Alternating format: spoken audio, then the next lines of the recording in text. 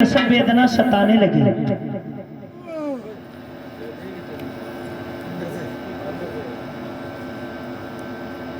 तो भीमा मैया बड़ी परेशान थी। आप लोगों को मालूम होगा कि बाबा साहब किस दिन पैदा हुए थे? किसी को मालूम है किस दिन पैदा हुए थे? हाथ उठा के बताओ, कब हुए?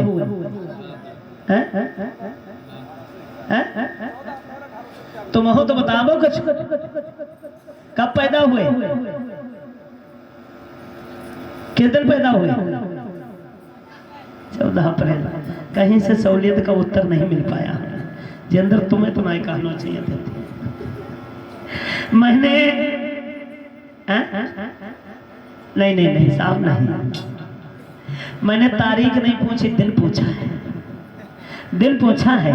मैंने ये पूछा कि बाबा साहब किस दिन पैदा हुए। अगर तारीख पूछते तब 14 बताते हैं। दिन पूछा, तारीख तो 14 ही थी। अगर इन 14 के बारे में जो जान जाएगा तो समझ लीजिए पूरे बाबा साहब को जान जाएगा। 14 में बड़े गुण हैं। तारीख 14 थी, लेकिन याद रखिएगा दिन मंगलवार का था। बोलना नहीं, याद रखिएगा। कौन सा दिन था? जोर से बताओ, कौन सा दिन था? मंगलवार का। कोई भी पूछे जवाब सख्त से दिया करो, ना तो अगर तुम गलत, अगर कोई आया फिर, और अगर आपने दिन नहीं बताया तो हम तो जय समझे शास्त्री जी के यहाँ से कटी गई। निवेदन करना चाहूंगा कि एक एक बात इसीलिए मैं बताता हूँ कि याद रखिएगा। ये जो बौद्ध कथाएं होती हैं, ये मनोरंजन नहीं होता है। मनोरंजन के तौर पे ना सुने, ये कथाएं नहीं होती हैं, ये संघर्ष होता है। इन बातों की याद रखिएगा। मैं पहले ही कह चुका हूं कि जो समाज अपना इतिहास नहीं जानता वो समाज कभी इतिहास लिख नहीं सकता। तो दिन मंगलवार का था, तारीख थी 14, सन 1891 थी, अप्रैल का महीना था। एक बात और आपको नोट करने वाली बताएं कि बाबा साहब 14 तारीख को पैदा हुए थे, 14 अप्रैल को, और अपने माता पिता की 14वीं संतान थे। जिस कमरा में रहते थे वो कमरा नंबर भी 14 था। फौजी लोगों को जो बेड मिलते वो बेड नंबर भी होता है, तो वो बेड नंबर भी 14 था। और बाबा साहब ने जब धम्म प्रवर्तन किया तो भगवान बुद्ध के धम्म को स्वीकार किया। तब तारीख कितनी थी? कितनी तारीख थी? 14। तो अगर 14 तारीख जान गए तो बाबा साहब को अच्छी तरीके से जान जाएंगे। 14 में बड़े गुण हैं। तो भीमा मैया बैठी हैं, प्रसव वेदना से परेशान है, और कोई मदद करना है सके तो हाथ उठाए लो, ताली बजाए दो, लल्ला पैदा हो जाएगा। सभी लोग जोरदार। अरे बाबा फिर भारत में आई जइयो, बुलाई नहीं जनता सारी।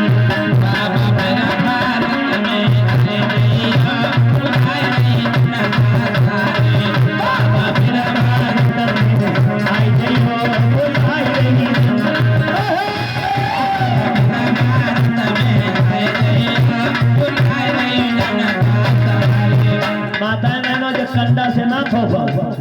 अगर तालियां बजाओ तो दिल से बजाओ। भैया लोगों तुम तमाकू ना बनाओ, बजाओ में दम है। मैंने पहले ही कह दिया कि शेर की नस्ल कभी सियार पैदा नहीं करती, और बहुजन की माँ कभी गद्दार पैदा नहीं करती। बाबा साहब के दीवाने हो, बाबा साहब का खून रगों में दौड़ रहा है तो हाथ उठाए के तालियां बजाओ। बाबा फिर भारत में आई जइयो, बुलाई नहीं जनता सारी।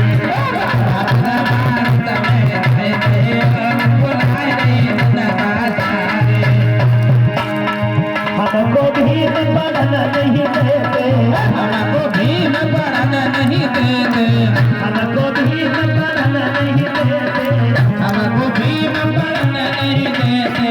भैया लोगों में कहने में थोड़ा खड़े हैं।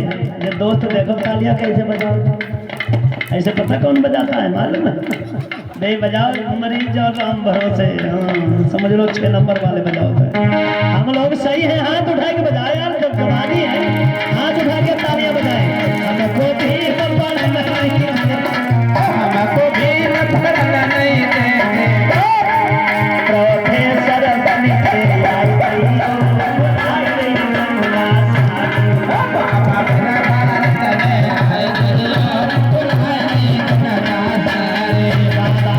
भारत में आई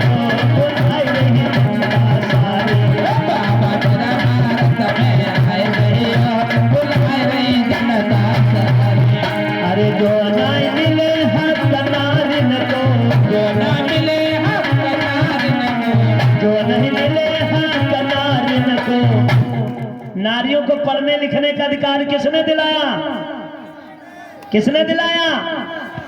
बाबा साहब ने। बाबा साहब ने नहीं, हाथ उठाओ। हम बता रहे, ध्यान रखिएगा, माताएं बहनों को पढ़ने के लिए अधिकार राष्ट्रपिता ज्योतिबा राव फूले की धर्मपत्नी मैया सावित्री बाई फूले ने दिया था। महिलाओं के लिए पहला स्कूल मैया सावित्री बाई फूले ने पुणे में खोला था। तो याद रखिएगा, अपनी बात तो याद रखियो ना, अपनी बात याद रखना। अरे तुम फूले बन के आई जइयो, बुलाई नहीं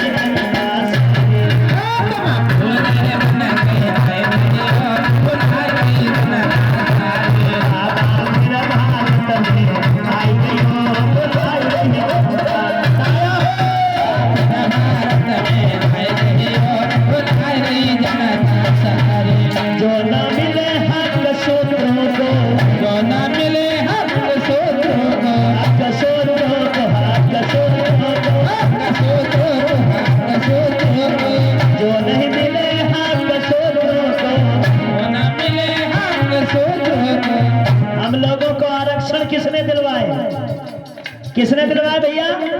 जोर से बोले, किसने दिलवाए? किसने दिलवाए? हाथ उठा लो, जल्दी निपट जाओगे। लेकिन याद रखिए, बताएंगे हम सब। आरक्षण के जनक कहे जाते हैं, पता कौन? शाहू महाराज, छत्रपति शाहू महाराज। तो शाहू बनी के आई जइयो, बुलाई नहीं जनता।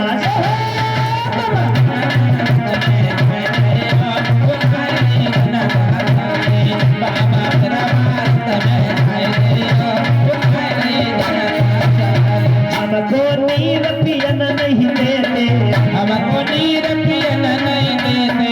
नीर पिलाने का सबसे बड़ा अधिकार तुम बाबा बन के आई जइयो, बुलाई नहीं जनता।